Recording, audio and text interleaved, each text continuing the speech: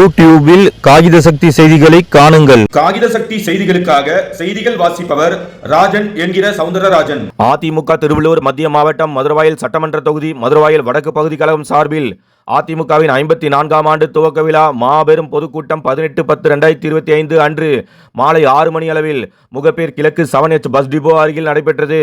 அதிமுக மதுரவாயல் வடக்கு பகுதி கழக செயலாளரும் முன்னாள் கவுன்சிலருமான நொலம்பூர் எம் இமானுவேல் அவர்கள் தலைமையில் 92வது கிழக்கு வட்டக்கழக செயலாளர் முகப்பேர் பே ரமேஷ் அவர்கள் வரவேற்புரை நிகழ்த்திய இந்த மாபெரும் பொதுக்கூட்டத்தில் மதுரவாயல் கிழக்கு பகுதி கழக செயலாளர் மதுரவாயல் ஏ தேவதாஸ் அவர்களும், மதுரவாயல் தெற்கு பகுதி கழக செயலாளர் வலசை கே தாமோதரன் அவர்களும், மதுரவாயல் தெற்கு பகுதி கழக செயலாளர் காரம்பாக்கம் இ கந்தன் அவர்களும், வில்லிவாக்கம் மேற்கு ஒன்றிய கழக செயலாளர் அயப்பாக்கம் எம் மூர்த்தி அவர்களும், சென்னை மாநகராட்சி 145வது வார்டு மாமன்ற உறுப்பினர் நெற்குன்றம் டி சத்யநாதன் அவர்கள் உள்ளிட்ட பலர் மற்றும் 91வது கிழக்கு வட்டக்கழக செயலாளர் டி ஐசக் காலைஃப் அவர்கள், 91வது மேற்கு வட்டக்கழக செயலாளர் வி லட்சுமணன் அவர்கள், 143வது கிழக்கு வட்டக்கழக செயலாளர் கே ராஜேந்திரன் அவர்கள், 143வது மேற்கு வட்டக்கழக செயலாளர் டி சந்திரபோஸ் அவர்கள், பகுதி கழக அவைத்தலைவர் எம் பச்சையப்பன் அவர்கள், பகுதி கழக இணை செயலாளர் ஆர் சித்ரா ரஞ்சன் அவர்கள், பகுதி கழக துணை செயலாளர் ஆர் கவின்குமார் அவர்கள்,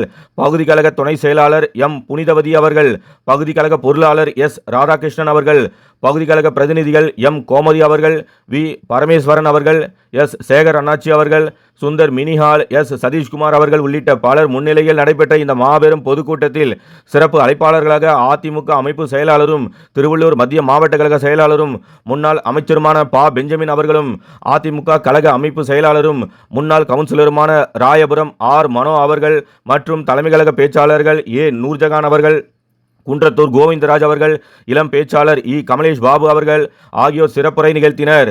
பூவிருந்தவள்ளி மேற்கு ஒன்றிய கழக செயலாளரும் முன்னாள் சட்டமன்ற உறுப்பினருமான NSA ஈரா மணிமாறன் அவர்கள், மாவட்ட கழக அவைத்தலைவர் தீபா கண்ணன் அவர்கள், மாவட்ட கழக துணை செயலாளர் காசு ஜனார்தனம் அவர்கள், மாவட்ட கழக பொருளாளர் வானகரம் கே ராஜா என்கிற பேரழகன் அவர்கள், மாவட்ட எம்ஜிஆர் மன்ற இணை செயலாளரும் முன்னாள் நாடாளுமன்ற உறுப்பினருமான NS ஜெகநாதன் அவர்கள், மாவட்ட எம்ஜிஆர் மன்ற செயலாளரும் பூவை முன்னாள் ஒன்றிய குழு தலைவருமான காட்டுப்பாக்கம் ஜி திருநாவுக்கரசு அவர்கள், பொதுக்குழு உறுப்பினர் MS அருள் யுகா அவர்கள் உள்ளிட்ட பலர் மற்றும் மாவட்ட மாணவரணி செயலாளர் நெற்குன்றம் கே சதீஷ்குமார் அவர்கள், மாவட்ட மகளிரணி செயலாளர் யாமினி இளையராஜா அவர்கள், மாவட்ட வழக்கறிஞர் பிரிவு செயலாளர் வழக்கறிஞர் அந்தமான் கே முருகன் அவர்கள், 146வது தெற்கு வட்டக்கழக செயலாளரும் முன்னாள் கவுன்சிலருமான வழக்கறிஞர் MP தென்றல்குமார் அவர்கள், 148வது வட்டக்கழக செயலாளர் MK குமார் அவர்கள், 153வது கிழக்கு வட்டக்கழக செயலாளர் PS குமார் அவர்கள்,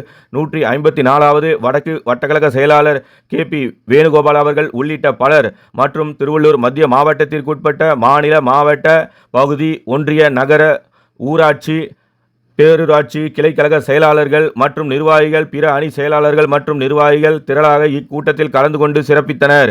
கூட்டத்தில் கலந்து கொண்ட பெண்கள், தாய்மார்கள் மற்றும் பொதுமக்கள் அனைவருக்கும் நலத்திட்ட உதவிகள் வழங்கப்பட்டன. இக்கூட்டத்தில் கலந்து கொண்ட அனைவருக்கும் 92வது மேற்கு வட்டக்கழக செயலாளர் MKS உதயா அவர்கள் நன்றி கூறினார்.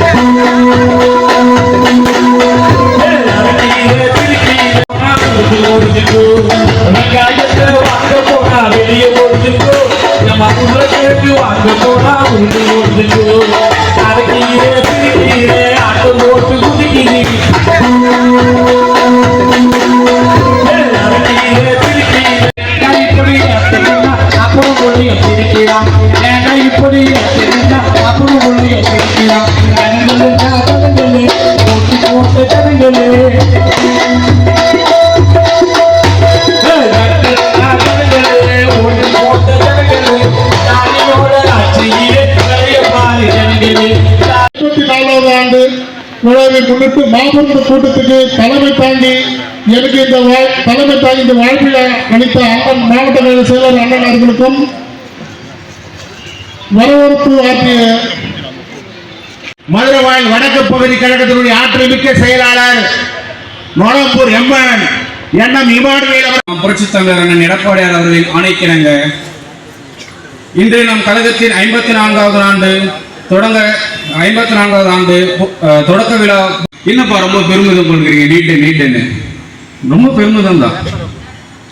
எவ்வளவு மாணவர்களின் கனவை நினைவாக்கிய திட்டம் 7.5% இடஒதுக்கீடு. நம்ம யாராவது நினைச்சு பார்த்துருப்போமா அண்ணன் இது மாதிரி ஒரு திட்டத்தை கொண்டு வருவாருன்னு? இன்றைக்கு வரை இந்த ஆண்டு தமிழகத்தில் 622 மாணவர்கள், அரசு பள்ளி மாணவர்கள் 7.5% இடஒதுக்கீடால் புரட்சி தமிழர் அண்ணன் எடப்பாடியார் அவருடைய ஆணையினை ஏற்று இன்று திருவள்ளூர் மத்திய மாவட்ட கழகத்தின் ஏற்பாட்டின் பேரில் சீரோடு சிறப்போடு எழுச்சியோடு மகிழ்ச்சியோடு நடைபெற்றுக் கொண்டிருக்கின்ற கழகத்தின் 54வது துவக்க விழாவுடைய பொதுக்கூட்டம் 1972 கழகத்தினுடைய 54ஆம் ஆண்டு துவக்க விழா பொதுக்கூட்டத்திற்கு தலைமை பொறுப்பை ஏற்றிருக்கிற பகுதி கழகத்தினுடைய செயலாளர் முன்னாள் மாமன்ற உறுப்பினர் அன்பு சகோதரர் நோலம்பூர் இமானுவேல் அவர்களே, இந்த கழகத்தின் 54ஆம் ஆண்டு துவக்க விழாவை சீரோடும் சிறப்போடும் நடத்த ஆணையிட்டிருக்கிற புரட்சி தமிழர் அண்ணன் எடப்பாடியார் அவர்கள் சொன்னார்கள். எனக்கு முன்னாலே பேசிய அன்பு தம்பி கமலேஷ் பாபு சொன்னார், அண்ணன் கோவிந்தராஜ் அவர்கள் சொன்னார், தவழ்ந்து வந்தார் அடிமை என்றெல்லாம் சொன்னார்கள் என்று சொன்னார்களே. யாரை பார்த்து அடிமை என்று திமுக சொன்னதோ அந்த அடிமை மரியாதைக்குரிய புரட்சி தமிழர் அண்ணன் எடப்பாடியார் அவர்கள் 4.25 ஆண்டு 50 மாதங்கள் எவராலும் குறை சொல்ல முடியாத நல்லாட்சியை தமிழகத்திற்கு தந்திருக்கிறார் என்பதற்கு பல சாதனைகள் அவர் செய்த சாதனைகள் இன்றைக்கு அவருக்கு சாட்சியாக இருந்து கொண்டிருக்கிறது. சொன்னார்களே 7.5% இடஒதுக்கீட்டை தந்தவர் அண்ணன் புரட்சி தமிழர் எடப்பாடியார் என்று சொன்னார்கள். நீட் தேர்வை ரத்து செய்வோம், அதற்குண்டான ரகசியம் எங்களுக்கு தெரியும் என்று சொல்லி பொய் சொல்லி மக்களை ஏமாற்றி ஆட்சிக்கு வந்தது திமுக. ஆனால் அண்ணன் எடப்பாடியார் நிரந்தர தீர்வு காண வேண்டும் என்று எண்ணினார். அரசு பள்ளியிலே படிக்கக்கூடிய ஏழை எளிய மாணவர்களும் மருத்துவம் பயில வேண்டும் என்று எண்ணினார். கொண்டு வந்தார் 7.5% இடஒதுக்கீட்டை. கல்வி செலவு முழுவதும் இலவசமாக, விடுதியிலே படித்தால் விடுதி செலவு இலவசம், உணவு இலவசம் என்று அத்தனையும் கூட்டணி வைத்துக் கொண்டு நம்மை பார்த்து பாரதிய ஜனதாவோடு கூட்டணி வைத்த காரணத்திற்காக ஏதோ கட்சியை அடகு வைத்தது போல பேசிக் கொண்டிருக்கின்ற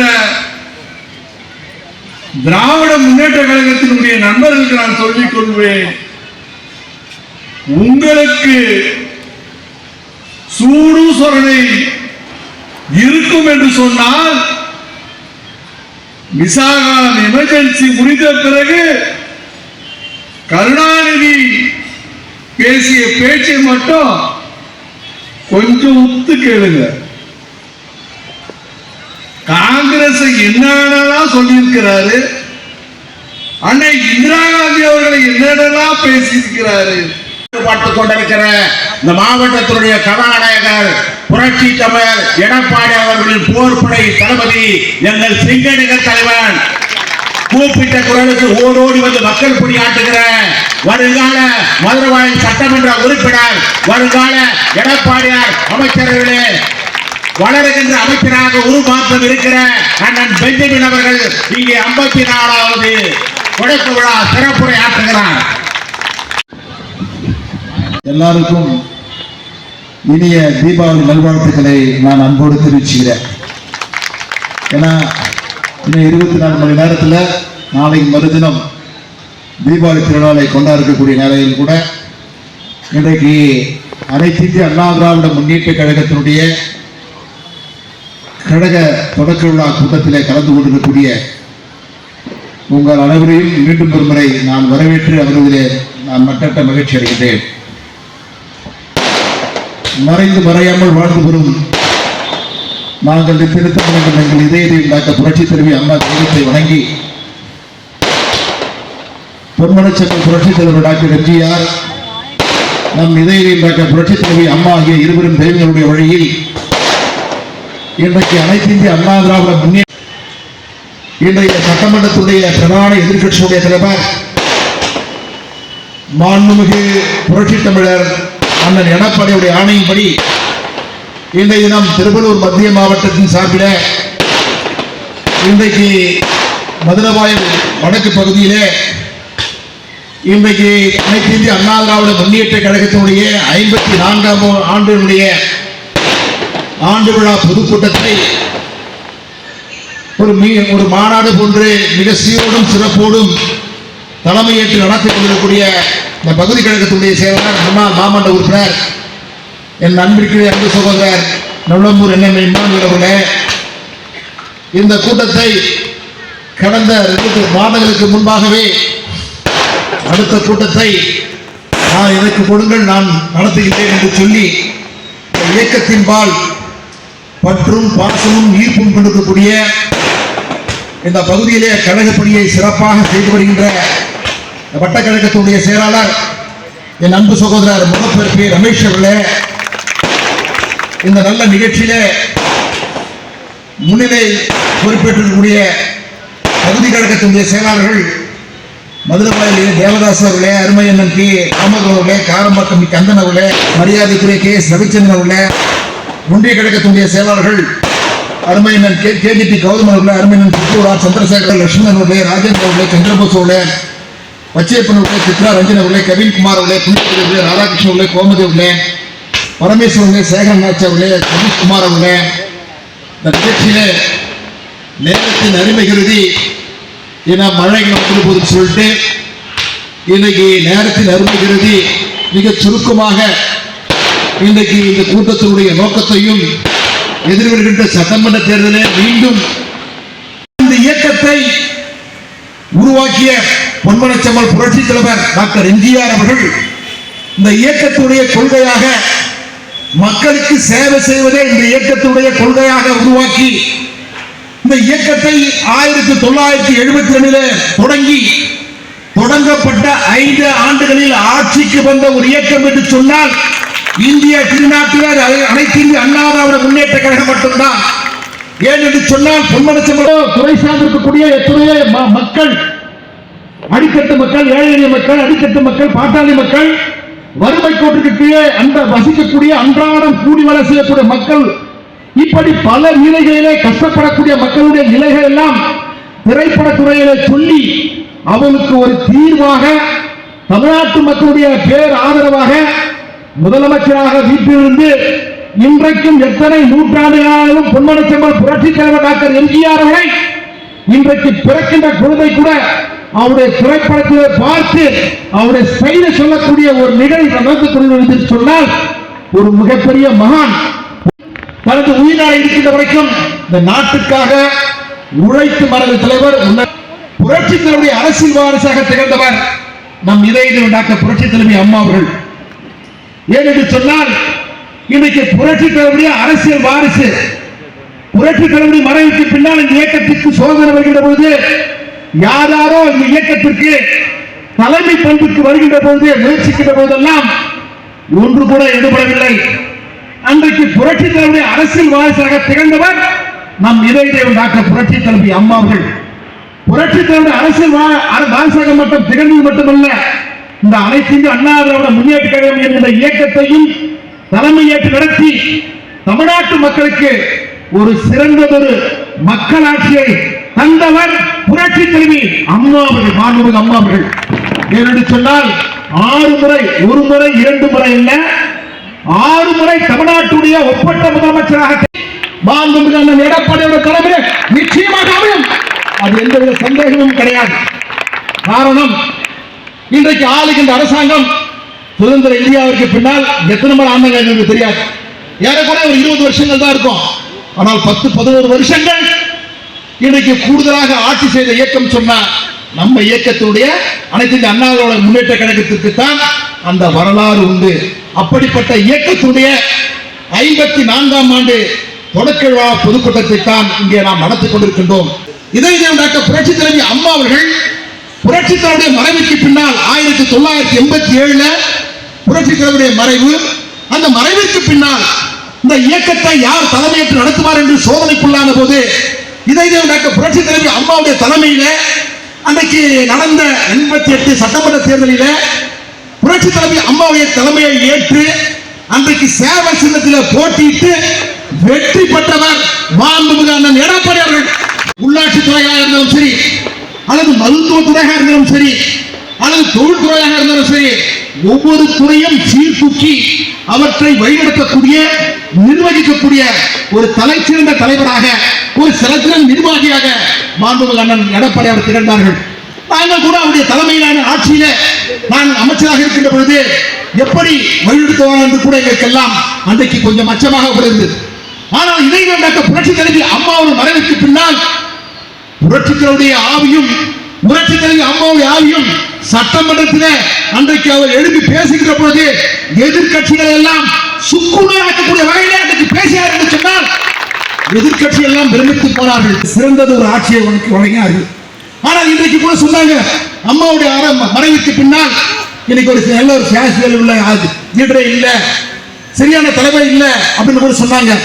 இன்றைக்கு ஆளுகின்ற அரசாங்கம் அண்ணன் எடப்பாடி அவர்களை பார்த்து பயந்து ஓடக்கூடிய ஒரு நிலையை இன்னைக்கு நடத்தி கொண்டிருக்கிறார் என்று சொன்னால் ஒரு எப்படிப்பட்ட தலைமை. இன்றைக்கு கூட பாருங்க, தமிழகம் முழுவதும் மக்களை காப்போம், தமிழகத்தை மீட்போம் என்கிற லட்சிய பயணத்தை, இந்த வெற்றி பயணத்தை இன்றைக்கு தொடங்கியிருக்கிறார்கள். தமிழ்நாட்டில் கூட எல்லா மாவட்டங்களுக்கும் எல்லா சட்டமன்ற தொகுதிகளுக்கும் நேரடியாக சென்று மக்களை சந்தித்து இன்றைக்கு ஆளுகின்ற அரசாங்கத்துடைய மக்கள் விரோத போக்கை, ஆட்சியுடைய அவலங்களை எல்லாம் எடுத்து சொல்லி வருகிறார்கள். மட்டுமல்ல, அம்மாவுடைய ஆட்சி காலத்தில், அண்ணன் எடப்பாடி ஆட்சி காலத்தில் அவர் செய்த நல்ல திட்டங்கள் இன்றைக்கு தமிழ்நாடு முழுவதும் எல்லா பட்டி தொட்டி எல்லாம் எத்தனையோ திட்டங்கள், சாதாரணமான திட்டங்கள் இல்லாத மாண்புமிகு அண்ணன் எடப்பாடி அவருடைய ஆட்சி காலத்தில் ஒரே வருஷத்தில் அன்பு சகோதரர்கள் பேசுகின்ற போது சொன்னார்கள், 11 மருத்துவக் கல்லூரியை கொண்டு வந்தார்கள் மாண்புமிகு அண்ணன் எடப்பாடி என்று சொன்னார்கள். உண்மை, ஒரே ஆண்டில் இதுவரைக்கும் மாண்புமிகு அண்ணன் எடப்பாடி அவர்கள். இன்னும் சாதாரணமான விஷயம் இல்லை. நம்ம திருவள்ளூர் மாவட்டத்தில் கூட அந்த 11 மருத்துவக் கல்லூரியில் ஒரு மருத்துவக் கல்லூரி சாதாரணமான விஷயம் அல்ல. இன்றைக்கு அரசாங்க பள்ளியை படித்திருக்கக்கூடிய மாணவன் அரசாங்க பள்ளியை படிக்கின்ற பொழுது தனது லட்சிய மருத்துவர் ஆக வேண்டும் என்ற இந்த லட்சிய கனவை இன்னைக்கு நனவாக்க வேண்டும் என்று சொன்னால் இன்றைக்கு இந்தியா முழுக்க நீட் தேர்வு.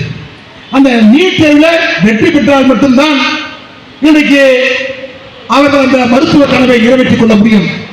ஆனால் இந்த ஏழை குடும்பத்தில் பிறந்திருக்கக்கூடிய மாணவனாக இருந்தாலும் சரி, மாணவியாக இருந்தாலும் சரி, படித்தவர்கள் கேண்டட்ல படிக்கக்கூடியவர்கள் எல்லாம் அந்த நீட் தேர்வில் கலந்து கொண்டு பள்ளியில படிக்கின்ற மாணவன் மாணவி எப்படி அவர்கள் அந்த நீட் தேர்வை எதிர்கொள்ள முடியும் என்பதை உணர்ந்து இந்திய திருநாட்டிலேயே எந்த ஒரு முதலமைச்சருக்கும் ஒதுக்கிறாத 7.5% உள்ஒதுக்கீட்டை அரசு பள்ளியில படிக்கின்ற மாணவனுக்கு மருத்துவ கனவை நனவாக்கி தந்த தலைவர் மாண்புமிகு அண்ணன் எடப்பாடி. ஒரு நாடே பெரிய இந்த ஆட்சியாளர்கள் 4.5 ஆண்டுகள் நாட்டை பற்றியோ, நாட்டு மக்களுடைய நலனை பற்றியோ, அவருடைய அடிப்படை பிரச்சனைகளை பற்றியோ 4.5 ஆண்டுகள் வந்து திரும்பி கூட பார்க்காமல் இருந்தவர்கள் இன்னைக்கு எங்க பார்த்தாலும் தெருவுக்கு தெரு பிரச்சனைகளை எங்களிடத்துல சொல்லுங்கள், உங்களுக்கு தகுதி, உங்களுக்கு குறிப்பிடுகின்ற மனுக்களை எங்களிடத்துல தாருங்கள், உடனடியாக நாங்கள் அதை தீர்வு காணுகிறோம் என்று கொண்டு மக்களை ஏமாற்றுகின்றார்கள். நாங்கள் அவளை பார்த்து ஒரே ஒரு கேள்வியை கேட்கின்றோம். உங்களை மக்கள் தேர்வு செய்து 4.5 ஆண்டுகள் ஆகிறது. இந்த 4.5 ஆண்டுகளில் முதல் வருடத்திலோ வந்துவிட்டு தனது குடும்பத்தை வளப்படுத்துவதிலே கவனம் செலுத்திக் கொண்டு இன்றைக்கு 4 ஆண்டுகள் ஆட்சி கடக்கக்கூடிய சூழல்ல மீண்டும் புரட்சி தலைவர் எம்ஜிஆர் ஆட்சி, அம்மா ஆட்சி 2026 மலரப்போகின்ற நேரத்தை அறிந்து இன்னைக்கு மக்களை ஓடோடி போய் சந்தித்து உங்களுடைய குறைகள் எல்லாம் எங்களுக்கு சொல்லுங்கள், நாங்கள் நிவர்த்தி செய்கிறோம் என்று சொன்னால் கண் கட்ட பின்ன 4.5 ஆண்டு நீ மக்களையே பார்க்காம, மக்களுடைய கோரிக்கையை கேட்காம அமைதியா நீங்க இருந்துட்டு ஆட்சி செஞ்சுட்டு இன்னைக்கு வந்து மக்களை சந்திக்கிறோம் என்று சொன்னால் நாங்கள் அவர்களை பார்த்து கேட்கின்றோம். இன்றைக்கு ஆளுகின்ற அரசாங்கத்துடைய பார்த்து நாங்கள் கேட்கின்ற கேள்வி, புரட்சி தலைவி அம்மாவுடைய ஆட்சி காலத்தில், அண்ணன் எடப்பாடி ஆட்சி காலத்தில் கரண்ட் பில் உயர்த்தப்பட்டதா, வீட்டு வரி உயர்த்தப்பட்டதா, சொத்து வரி உயர்த்தப்பட்டதா, குப்பைகளுக்கு வரி விதிக்கப்பட்டதா? ஒண்ணுமே கிடையாது. எத்தனையோ ஏழை குடும்பத்தில் இருக்கக்கூடிய அந்த ஏழை குடும்பத்தில் வசிக்கக்கூடியவர்கள் அந்த 100 மின்சாரத்தையே பயன்படுத்திக் கொண்டு அவர்கள் மின்சார கட்டணத்தை செலுத்தாமலே இருக்கக்கூடிய சூழல் ஏற்பட்டது. ஆனால் இன்றைக்கு ஆளுகின்ற இந்த புண்ணியவான் ஆட்சியில யாராச்சும் அந்த கரண்ட் பில்லுக்கு டெபாசிட் கட்டாம இருக்காங்களா அல்லது கரண்ட் பில் கட்டாம இருக்காங்களா என்று எண்ணி பார்க்க வேண்டும். இன்றைக்கு ஏழை எளிய மக்கள், அடித்தட்டு மக்கள், பாட்டாளி மக்கள், வறுமை கோட்டுக்கு வசிக்கக்கூடிய மக்கள் இன்னைக்கு கரண்ட் பில்லை கட்டாம இருந்த எத்தனையோ கிராமத்துல, எத்தனையோ நகரத்துல, எத்தனையோ மாநகராட்சி பகுதியில கரண்ட் பில் கட்டாம இருந்தது. ஏன்னா அந்த 100 மின்சாரத்திலேயே அவங்களுடைய பயன்பாடு இருக்கு, அது உள்ளடங்கி இருக்கும். ஆனால் இன்றைக்கு எவ்வளவுதான் அவங்க எழுதானு தெரியாது, வருவா அவங்களே எழுதிட்டு போயிட்டே இருப்பான்.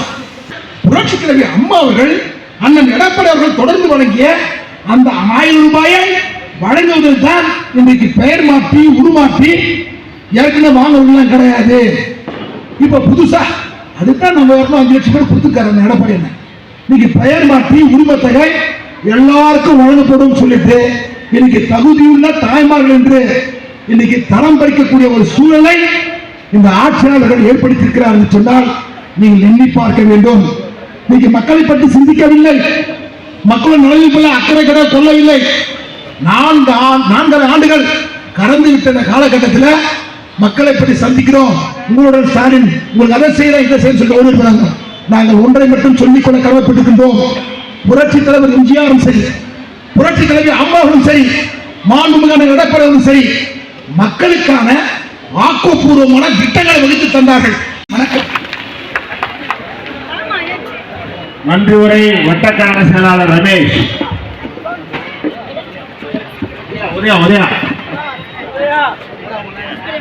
இந்த மாபெரும் கூட்டத்திற்கு வருகை தந்த அனைத்து நல்லுறவுகளுக்கும் நன்றி, வருண் பகவான் அவர்களுக்கும் நன்றி தெரிவித்துக் கொண்டு விடைபெறுகிறேன். நன்றி, வணக்கம்.